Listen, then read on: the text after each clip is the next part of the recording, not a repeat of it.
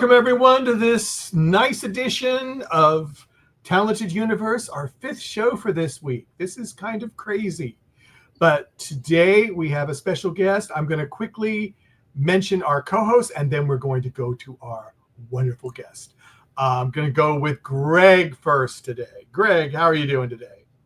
I'm doing well, thank you. How are you, Michael? I'm doing great. Marcia, how are you doing in sunny Florida? Fabulous. Not Hopefully too hot sunny. here yet. Of course, I'm inside, but happy to be here. Happy to be here.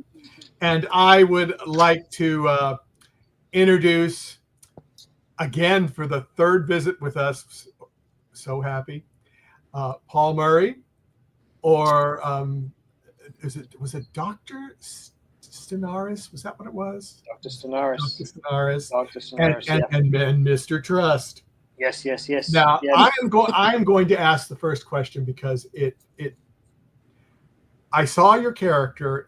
I didn't think anything of it at first when you're introducing, at the beginning. But as it got along, I go, how much is he channeling Mr. Trust for this character? It's quite a lot, isn't it? They I think it's there's a definite crossover. I mean, I think that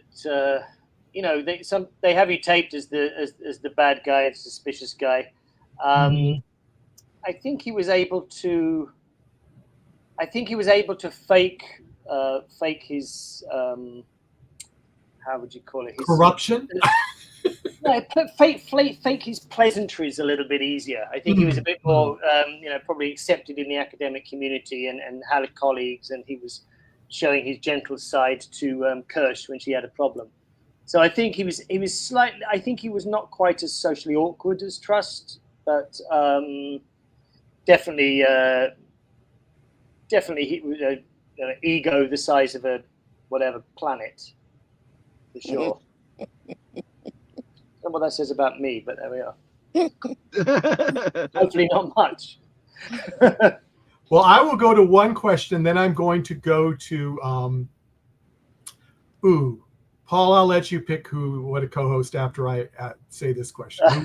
Who would you like to, Greg or Marcia? Well, Marcia's right there in the middle. My eyes are okay. Well, we'll go with that. But let me do. Yeah. Linda has a question that you might have to, since you played this character, maybe you know the answer. First, the memory crystal. Is it a form of hypnosis? What is your thoughts on that? That's such a good question.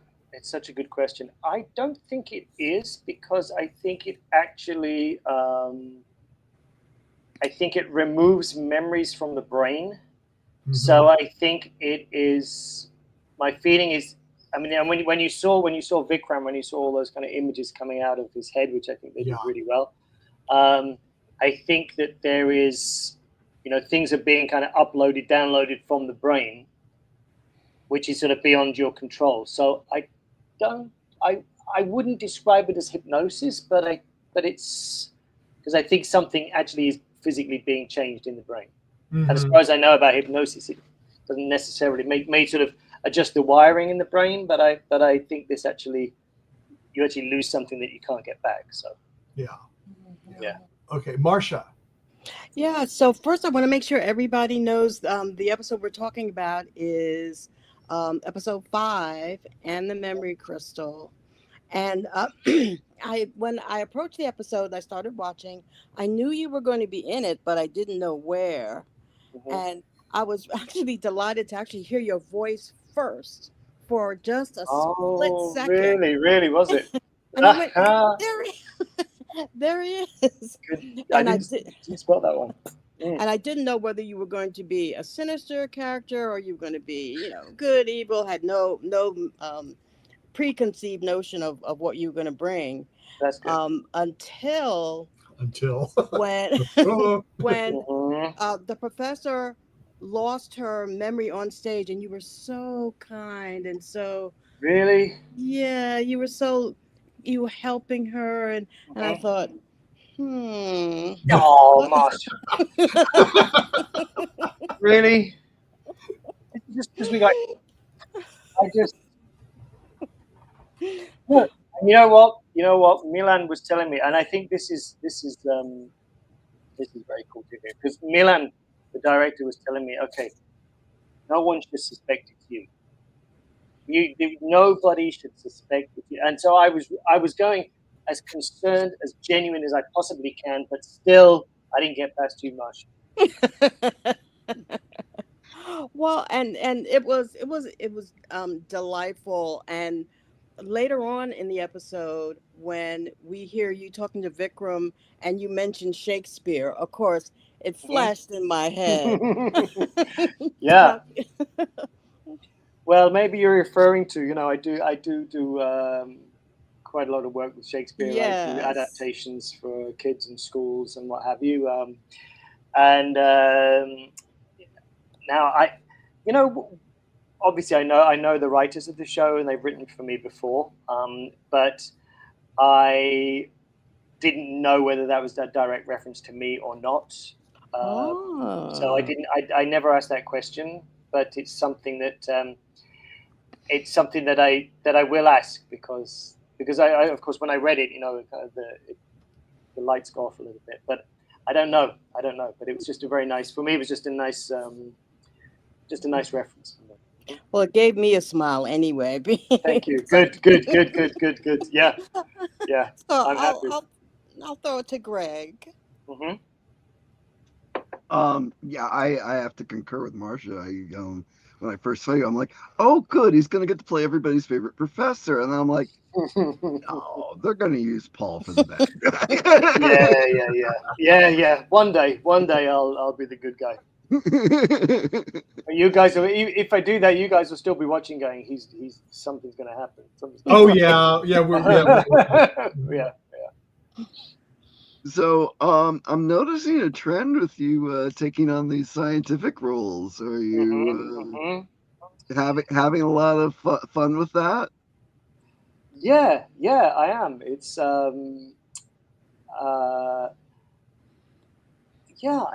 think it's great fun. I mean, I think the sci-fi stuff is just wonderful. I mean, it's a genre which just can really go anywhere you want. And I know there are sort of people who are a bit more stickler for the science part of it, but I think what these guys do so well is the fiction part of it. They don't forget that it's fun. We can go anywhere. We can suspend our disbelief a little bit about certain things. And that combination I really enjoy. That combination that it's not about, because a lot of my favorite sci-fi shows, there's a hole in the ship and it's a bit of chewing gum stuck on the side. We managed to get it home. I mean, there's no way that's going to happen. But for the story, for the fiction, that's what makes it work. And I can watch that really happily, peacefully, without grumbling. So I think that's what makes it fun. And sometimes the lines are a bit hard to learn because you're doing this kind of science stuff, and there can be a bit of a tongue twister. But apart from that, no, there's no downside for me. Speaking of tongue twister, you did have at the end what you refer to Vikram as. Oh God! Now you're testing me. It's been a long time since we shot it. It has been a while. Yeah. Well, you call him a crypto cult. They call them a crypto cult organization called the Library. Yes, crypto cult organization called the Library, and that was all in one take, of course. So, and the trick there is not letting the fear show in your eyes. But no, that was a tongue twister. That's a really long. For people who don't know, it's very rare that you have. So, on that shot. For those of you who haven't seen it, it starts pretty much like there, if I can get that right. Sort of eyes, and then it's coming out, and then the orderly comes across, then it's panning back, then the door shuts and the camera's through the window of the door. Yes. So all of that has to be done, and it was the last shot of the I think it was actually, we did it chronologically. So it was the last shot of the series that we did. And again, if you think about it too much, you're kind of lost, because it's a long time and a lot of words to get out. But I think we did it in 2 takes, I think. And of course they have to take the whole one. They can't cut it. So I was it was a nice challenge. I think other people were like a fun challenge. Yeah, I really, always really. thought great, watching actors like Brad Dourif portray these insane characters. It just looks like so much fun. Oh yeah, and you're thinking afterwards, like, God, he could have been crazier, or he could have been, but no, but it is fun. Those are the real. I mean, Stenaris is still there. He's still, as far as we know, he's still in that facility. So, if they ever bring him back, I would love to do it again, because I think he's really out there. And well, just so you know, Paul, we did a review show last night of your episode, and one of the things we all said was, "Ooh, do you think they're going to bring him back?" I'm up for that. Yeah. No, I think. And hopefully I think he was watching. I mean, hopefully, because Stenaris is really unhinged now. And I think totally. And that would be, I could see him trying to redeem himself. He has got a certain knowledge which only he's got. I have to bring him out. I don't know, but yeah, I would love it. Yeah. Playing unhinged characters is great. So just to tag on in that scene, on in one picture I've seen that you had your arms, and I could actually see part of your bare arms, but in the show, you were in a straitjacket. Yep. Yeah. Good spot. Yeah. It took me a second on that one as well. That was one of the shots from the photographer on the set. So we were doing kind of some posed shots at the end there. So that was one of those. That's when the sleeves were rolled up. Yeah. So you can actually tell I'm not particularly tied down on that one. Did they actually put a straitjacket on you? Yes, they did. That had to be fun. Yeah. It's did at that they point. leave you? Did they leave you after they did it, or? They left me just long enough to start a little bit of a concern, as they do. I know the guys pretty well, and they just long enough to make me think, are they going to leave me? And then they came and got me. So and they came and got you. Yeah. Let me do a few more questions in the chat room. Rick, I guess, is a huge ARC fan. Yes, hi, Rick. It says sinister. Yeah. And then he says, I've watched all of the ARC and need to start on the Librarians. Yes, you do, Rick. It is wonderful. It is wonderful. Thank you, Rick. Thank you. Yeah, big up to you. It's a very fun show. And it's also a really good way to see Serbia, because it's set in Serbia, and they really what they did with the locations is pretty astonishing. And now, as far as I know, they looked around Serbia. They know Serbia pretty well because they've been here before, and they looked at the locations that they wanted, and then they wrote around those locations. So it's a really, really, really interesting way to do it. They wrote around. They found the locations, and then wrote to those. They got them secured, and then they wrote the that. Yeah. And there's that I think goes through the whole series. Yeah. That is so cool. And Justin has a question. Then we'll go back to probably to Greg. We're gonna go to Greg after this. On a scale from 1 to 10, 1 being not at all, 10 being you are that person, how much do you relate to Dr. Frederick Stenaris? 1 to 10. How much do I relate to stuff? What do we know about Stenaris? The full picture of Stenaris, not what we saw at the beginning. Yeah. I don't know. I think my wife would have a view on that. It might be different. Probably, yeah. Yeah. She would probably say like 8. Okay. And I'd say 2. Okay. Yeah, I mean, I mean, there's the thing, like playing these parts, they're all sort of exaggerated, and they do make you think. Like, this is a guy who's just jumping on the back of somebody else's vision, and he's lucky enough to stumble across this, and he's going to take credit for it, and he's got a huge kind of view of himself. So I think with these characters, it's they say the things that we kind of think about secretly about ourselves occasionally. God, if only everyone would listen to me, the world would be better. We say that to ourselves. We don't necessarily say those things out loud. And these guys, they say them out loud. So it's sort of that's what I like about them. They wouldn't survive very long in polite society, but they allow us to kind of get rid of these little things we have inside us. So I mean, let's say 5. I'm going to go down the middle. Okay, in the middle. There you go. Yeah. There you go. Greg. So obviously it's been a while since you've filmed this particular episode. Yeah. I understand filming the Ark is jumping back in.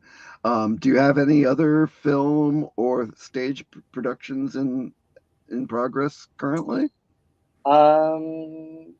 Yes, we've just finished. I believe I can share. I think we've just been doing Robin Hood.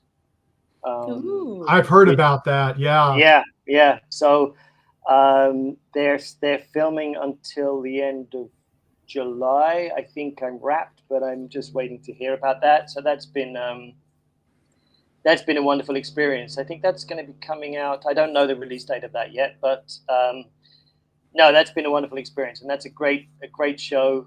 A lot of great people on it, and so looking forward to that coming out. There's Jonathan English is running that. Is that correct? Yep. He's the writer of that and co-writer of that with John Glenn, and they've just done a wonderful job. I mean, the script is fantastic. It's a particular telling of that story, that we're all familiar with, but the sets they built, the scope of the story is just phenomenal. So that's been a good experience. We've got. Were you a major player in that, or just not a major player, but no, in more than one episode? Yeah. Okay. And yeah, very happy with what I had to do. So good. So that's been good, and they've got some great people on that. Yeah. And some people who you will also recognize some other people. That's what I've been hearing. Yeah. Yeah. So yeah, which is great. No, it's wonderful, absolutely wonderful. Yeah, I mean, we're there's no need to travel very much for work these days because a lot of things are happening here. We did a movie. There's a movie, couple of movies coming out. Don't know when, so I can't really say much about those. But I did. I think my episodes of Miss Scarlet and the Duke came out relatively recently. Yeah, I have a sort of recurring role on that. That's something very different. That's I got a lot of hair in that one. For a disguise, or they just wanted you? No. I just he's a guy with lots of hair. So that's nice. Warm, but nice. And quite. I mean, he's a dodgy character, of course, but dodgy in a different kind of way. Hide stuff under the hair, is that? Yeah. Okay. Yeah. He's a dodgy antiques dealer from London. Yeah, Gibson, Mr. Gibson. So that's out there somewhere to be seen. Yeah. So it's been a busy time, and and now we're back with the family. We did the first read through today of the first few episodes of Ark. Of the Ark. So we're back with the guys, and we start filming on Monday. Start shooting on Monday. Oh wow! It's very exciting. It's great to be back. Yeah. Excellent. Looking forward to that. Yeah. Thank you. Yeah.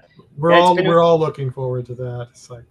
Yeah, it's been a while, and I think with the disruptions and things of the last series, and for us, I mean, in terms of like the making of it, so we've got a clear run at it this time. So all being well, we'll we go right through till October, and that would be.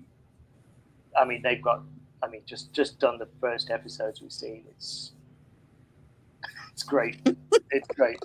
I can't tell anything, obviously, but maybe off air. Well, where they left off, there's a lot of potential. Oh God, yeah. No, and they've really done. Again, with these guys, it's this. You make your own predictions about where it's going to go, and you kind of have. And you're wrong. Absolutely, every time, and they've just surpassed it. I think just the way they knit everything together is very, very, very good. Mm-hmm. That does make sense. I had one to say, someone made a comment that is so true, besides like you can't trust, things like that. Mm-hmm. But they also said, oh God, I lost it. Oh, it was basically they said, Dean puts all these people together and uses them all the time, like we had talked about before. It's just he just brings people in that he knows can do things, and it's just wonderful. Yeah, I mean, across all his shows, you see that. Mm-hmm. And that that's whenever you're doing one of his shows, you're turning up, and there's always another part of the family, as it were, and they get you. I mean, someone said earlier on about, do they write for you? I think they do. They say, okay, we're going to push him slightly in this different direction, or push him over here. Mm-hmm. And that's so you're never really starting from scratch, even though it may be a different show or a different character, and they're on your side. So as an actor, that means a lot. Cool. Okay, Marcia. When we were talking about the wonderful sets for Robin Hood, and of course York has incredible sets. I was curious about the observatory, your observatory. How much of that was real? Were you actually in a real observatory? Absolutely, all real. Yep. Wow. That's the now again, because it's been a while, I forget a lot of the history about it. But that was a real telescope. I think it's not working now. It's been not working for some time, but during the Yugoslavian period, that was one of the main observatory. So that whole telescope, that whole observatory, I think it's a museum now, and we got to go up there. It all moves. It would work very easily if they just kind of twisted a couple of things, take a bit of safety catch off. But it's amazing. It's amazing, and I'd never been there. I'd been here quite a long time, and I'd never visited the place. So it was, and we only had one day there, I think. Well, that was it. Oh wow. Yeah. So there was a lot of reality about that, kind of looking around and being in awe of everything. No, it was, it's great fun. I mean, and the same thing, they had the real train when they're doing the train. That was Tito's train. Wow. So the former president's train is the train they were using for the set. I mean, when you're using these real locations, it has its own challenges, because when you're using a fake train, you could take off one of the walls. Right. And, you can have the cameras like way back, but you can't take off the wall of the train. So there's a lot of challenges when you're going on locations for things like that. But the payoffs are obvious on the screen, and then then they put the special effects on top of that, and which they also do a great job of. And it is really wonderful. Somebody was talking about us learning more about that area, the country, the history, because things are inserted into the script, and you see the scenery and. Absolutely. And if you're anything like me, it's a country that you've maybe heard of, and the cities you've maybe heard of. You got some kind of references to the troubles in the 90s, or the Winter Olympics was here, or Tito. You have these, but it's not really on our kind of Western radar. And it's just a beautiful place. It's a really beautiful place, and the people and the history. It's very rich. And and on the Ark you don't see it, because we're in the set all the time. But here they really said, okay, let's do it. Let's get out there, and let's see this country, and let's show it off. And I think there is part of them which is, okay, this is a way of it's a great way of animating our show, but actually it's also a great way of promoting the country. So I'm glad that I'm really glad that comes across. Yeah. Mm-hmm. And in a way, it's almost surprising because we've become so used to CGI and computer to knock ourselves and say, "This is real, Marcia. You're really seeing the country." Absolutely. And that's a completely fair question about the telescope. Was it actually a telescope? Yeah, I mean, I think we're more inclined to believe that it's like CGI or generated. We see the real thing. It's like, can we trust that? Like, can we trust? Exactly. Is he telling us the truth, or is it? Yeah. Not the truth? Yeah. No, I was there. He could have fallen off that telescope. There were some dangers around. That is too funny in that respect. What would you say was your favorite scene to shoot in that episode of The Librarians, or is that difficult? It's difficult. I think. I mean, because there's elements. I mean, that last shot I really enjoyed. Despite its challenges, because it was sort of quite extreme and there was a lot to think about. The one where I'm torturing Vikram, I enjoyed. You enjoyed that? Yeah. Because he's there and it's like it's this powerful position and is that hurting? Is it a woman? Oh shame. Those are always fun. The status thing, and of course when you're doing that, what's going to happen to him. He's going to get his comeuppance. So you can kind of lay it on thick because he's going to get it back. So that's fun. You're doing it with that foreknowledge. So those ones are fun. I mean, it's always it's nice to do the scenes with the groups because then you're kind of meeting these guys for the first time, like Callum, and that was the first time I met him. So we got on very well on set. So there's the scene itself, and then there's like what's behind it. There are different reasons why you like those particular scenes. But all those guys we got on very, very well. And that was a very early episode. I think that was, although it came out at episode 5.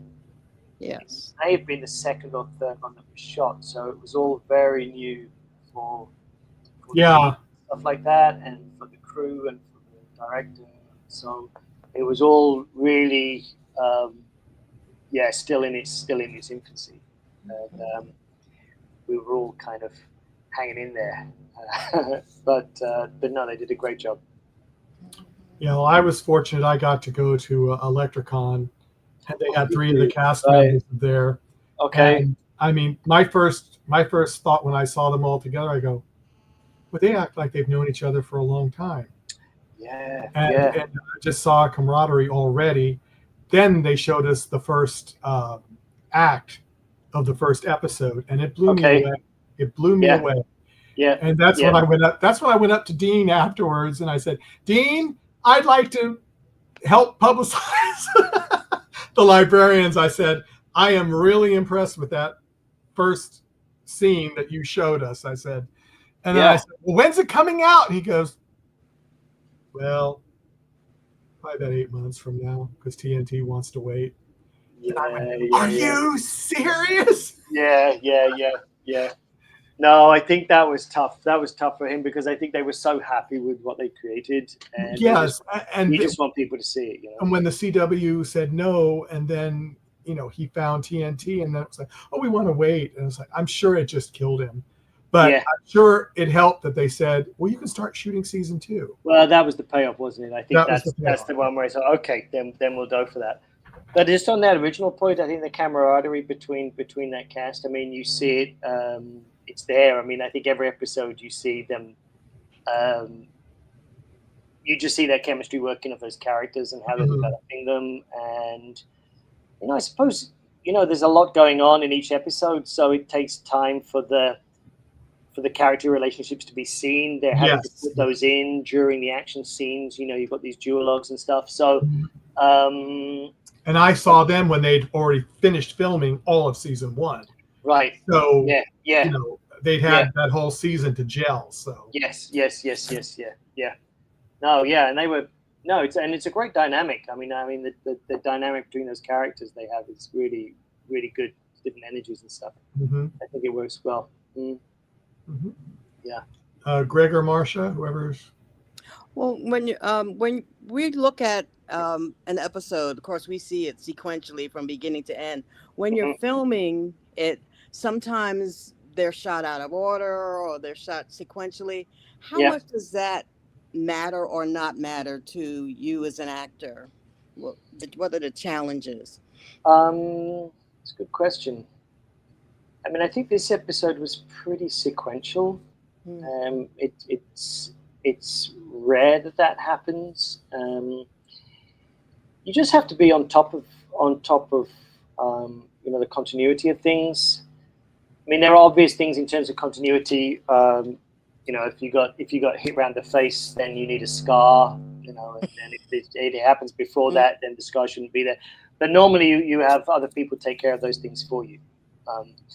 People working in makeup and costume and continuity, they'll do that. I think for the characters, it's really just to remember where you are in the character's arc. There are sometimes, I mean, on a previous series, we did the final scene first of a 10-part series, and you're kind of going, well,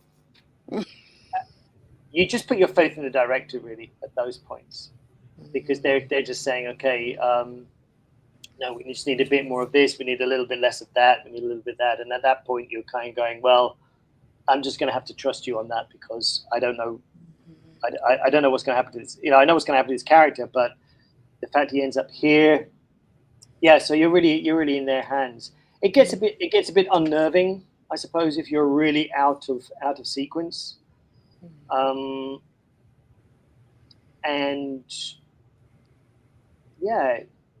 it's rare that you do it sequentially. So you just kind of get used to it, or you rehearse it. If you're lucky, you get a chance to rehearse. You can rehearse it, so you can just kind of you can sort of get a bit of a dynamic, because you try and rehearse it in sequence, and you just kind of remember put it in memory, and it's like, okay, so but yeah, it's tough, but it's very familiar that you have to do it that way. So when you go back to, you haven't been on the set for the arc season 3 yet, if you're allowed to say. Sneak peek today. Sneak peek today, That's a huge. I'm excited for you. And for because we last met when we last saw Mr. Trust, he was back on the planet Home Base 1, I think they call it now. That's it. And so we all have to reset that whole dynamic again. Yes. I can't say. I know you can. I know you can. We don't want to get you in trouble, but it gets us in trouble too. So. We are waiting. But I will say this, because he wanted to join us, but he couldn't. Jag. He says, howdy, great big cast. Nice to see everyone, and all hail Trust. Thank you. It means a lot. No one's none of the. I don't think any of the fans are going to be disappointed with where they go, and we were there today, and we were in the studio today, and we're seeing the sets being finished, and it's just that feeling of okay, here we go again, and it is a voyage. I mean, it's a voyage. It's 4 months for us. And then you've got people on the planet. Yep. People in a ship. Yep. And who knows what else? Who knows what else? Knowing Dean, who knows what else? Who knows what else? I mean, and Dean. I shall continue my quest for answers about the Juno project. So. I know. As well you should. I've requested that the Juno project just be not mentioned anymore. just for Marcia. Can't say Just for Marcia. Can't say anything. I'd be so You're in a disappointed if position Marcia you just doesn't. make stuff up too at this point, So true. You can, That's true, Greg. just Yeah. start pairing random people. Yeah, and, yep. Yeah. I'm definitely not as clever as Trustus Damaris, because we would have thought of that, Greg. It's the evil genius in you coming out there. Yeah, Very sorry. true. Yeah. Even on your lunch break, look at you. Of course. Yeah. No, they no, it's gonna be great fun. Yeah, so we're just settling down. So seeing those sets kind of being put together again, and some new ones, and see the characters and us all kind of stepping back up again. No, it's wonderful. We're very close. I mean, you can tell that, I think, from how we talk about each other and when we appear together on the great shows that you have at the end of the series. We are genuinely very happy to see each other again, and we're not all back yet, but almost. And every time you see somebody, it's just like it's very family feeling. Third season, we've been together a long time now, so. Yeah, you have. Yeah. Well, Linda has a question. I mean, I think I know the answer, but I'm going to let you. Are the studios for the Ark near the Librarian studio? Yes. Next to them? Yep. Almost. Yeah. Almost. Yeah. Yeah. We see each other. I ran across. I ran across the guys. Some of the crews are also. They're working on both shows, so you see that was going to be one of my questions. Though. Yeah. That makes total sense. Yeah. Yeah. So you'll see some guys are finishing with Librarians, and then they're going to move over, and other guys start taking a break. But no, I mean, I'm seeing. It's weird, and that's gonna happen. We're crossing over now for. They're not exactly. It's not exactly the same location, but it's very close. Yeah. So we'll see. Yeah, we'll see some of our friends from the Librarians. From Librarians. Yeah, for the next. Well, that'll be cool too. Mm-hmm. Yeah, for the next. I don't know how long they've got left. Another. Probably another 5 or 6 weeks. I'd say. Yeah, well done. Yeah. It is. Mm-hmm. Yeah, so that's great. From what Dean told us last month, so that's. Okay. Yeah. Well, whatever he says. Yeah, whatever he says goes. So smart man. Yeah. I haven't seen him yet. We saw Jonathan Glasner's in town, so we caught up with him today. That was great. Yeah. Well, I think Rick might have missed one, but I'm going to throw this one up. Are there any other shows that many of you are working on together with those studios? Is that Robin Hood is filmed there too, or Robin Hood is there? Yeah, they've got a lot of on locations, but all the sets are built there. Yep, that all happens there as well. So it's been a hectic time for them because they started in February, so they're going through from February. They've got like another month to go, and we go till October. So, and who knows what's coming up after that? So yeah, it's very, very busy time. How they're managing everything is very impressive. Yeah. Yeah, I mean it's a lot going on over there in Serbia. Mm-hmm. It really is, and these guys now, crews and what have you, and directors that we're working with. Like Milan on the show, he's directed for Librarians, he's directed for the Ark, he's done, loads of stuff. And Toki as well, Orshi, all these guys that are based in the region. Yeah, I'm trying to get Oshi on. Yeah. No, she's done. Yeah, we bump into each other all the time. Yeah, Sandra came on, I think it was last week. Oh, really? Yeah, great. She came on and she talked about episode 2. The ballet. The ballet. Mm-hmm. Yeah. No, it's that was an amazing. I mean that I don't even know what to call it. I mean, it was just gorgeous. Yeah. The concert hall or whatever you want to call it. I mean, that's the National Theatre. That's the Serbian National Theatre. It was gorgeous. Yeah. And as you said, she's in there for and again because it's used. So they're in there for one day. I think they had. Did they? Was it one day? I think she said one day. It was quick. Yeah. She said they rehearsed somewhere else, but they Yeah. only had one day at the actual theater, and I just went, oh my. Yeah, it's great. It was great, and that's it. That's it with these sets. You know, you can get them, but you're not going to get them for very long. So Not for long. It better work out. Yeah, so that's a big challenge for the directors there to get everything, to get all the material, because to go back in and do it again, they don't have another chance. Can't do it. No, can't do it. It makes it. But at the end of the day, they're kind of you see the clock ticking and. Them all doing the consulting. Do we have everything? Do we have everything? Do we have everything? Do we need? Is there some coverage we didn't have? But they manage, and they manage to keep that stress to themselves rather than giving it to us too much. So that's their job. That is their job. But do we have any final questions? Because I don't want to keep him too long, because I think he's got an early call in the morning. Well, I understand, Paul, that you like karaoke a little bit. Is that I'm not going to sing, Marsha, because I'm the only one who likes my karaoke. That's but give us a hint as to what genre, what where we want to hear you. What are you looking for? I think I can. I mean, there are the classics. I think this is the English guy in me. There's something about English people and Frank Sinatra that we all think we can do Frank. I like. There's a funny story. I told this story the other day. I was in. Because we were on set. I was doing the makeup test for the Ark, and and I was telling this story because it was Stevie Wonder Superstition came on, right?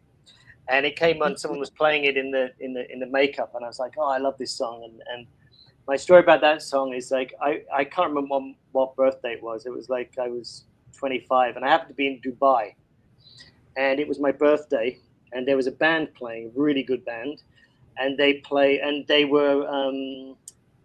and then my friends had organized it that they would play Superstition because they knew I was a big Stevie fan, and they organized it so I would go and sing with the band, and I'm not. It's not something. I mean, I'm not like Richard or whatever. My voice is okay, but I thought, well, look, I'm in Dubai. I'm with people I know. Nobody else is going to know me. What the hell? I'll go and do it. So I went and did it, and I swear to God, 5 years later, I go and I was doing delivering some drama class in a university for some guest students, and at the lunch break. This girl who's sort of been looking at me a bit odd, she said, this is a really random question, but have you ever been to Dubai? Yeah. And she said, did you sing in a band? What the heck, really? So, I mean... So you can't do anything anywhere. You can't do anything and get away with it. That's the lesson of that. That's the lesson of that story. That's a riot. That's a true story. That's a riot. And I'm like, well, yeah. So luckily, then I was thinking back, okay, no, I was okay. Everything's See, I was thinking you were going to tell us that Dean Devlin was in the audience, and that's where you saw you. I don't think I'd be working for him if it was in the audience back then. We wouldn't be talking now, Mike. That's my level of karaoke, pretty much. Love that. I forgot about it. Greg, do you have something? Can you top that, Greg? Probably not, because of course I got to go back to the art and sets and locations. But so at the Observatory Museum, whether we saw it on screen or not, did you have a particular favorite exhibit or antique that you saw that was there? That just that telescope. The telescope itself, just insane. Crazy, yeah. I mean, because it was an old school, it was all on the the prisms and the lights and the refractors. It was mechanical. So, and then I remember at the time the guy just telling us about what is possible to see just with mirrors, with lenses, and just the whole thing can move. The whole roof kind of goes with it. So just that feel of it had that sort of Victoriana kind of feel about it. This thing was actually built, designed, engineered. So that was definitely my favorite thing. And the fact that there's a point where I'm sort of playing around with this wheel, and that actually moves the whole thing round. Yeah, no, it's a huge kick. I know, when I saw that, I'm like, oh my God, they let him touch it. Yeah. That's it, if it wasn't for this job, I'd be behind the rope. But they take the rope off and say, go ahead. Very Not cool. too much. Not too much. Yeah, very cool. So jealous. Now Jag has a comment that I'm going to put up, and I'm starting laughing myself, but this is about what we were just talking about. So he says, Arc Season 3, the musical. Let this manifest. No. No. It's not for everybody. Not for everybody. Yeah. Maybe as a one-off, out of sequence. Maybe.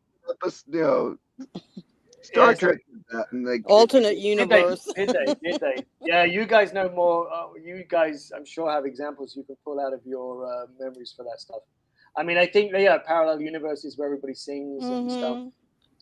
But I don't know. For me, I mean, there are people in the cast who can really sing, so they don't need me. I would just be clicking along. You'll be away on another planet that day. Yeah, I'd say if they do it as like blown off steam at they put almost like a cafe or something together at the base, then in context it could work. Carry okay tonight on the planet. Yeah. But as a genre, no, I can't. No, I couldn't condone that kind of. Not on my planet. Your planet. Oh, interesting. No. It's no way back. No. Kind of, generally speaking. Yeah. Yes, of course. Yeah. Okay, Paul. Here, this is the last one. I don't know if you know this or not, but was the observatory also a planetarium at one time? Or I don't know what the difference is. Well, planetarium is they generally just throw stars and planets up, and it's in a dome, no telescope, and they just show the heavens. No, I think it was. It was just an observatory. Yeah. That's what I would have thought too, because they are both configured differently inside. So right. Yeah, okay. Sometimes they have them next to each other.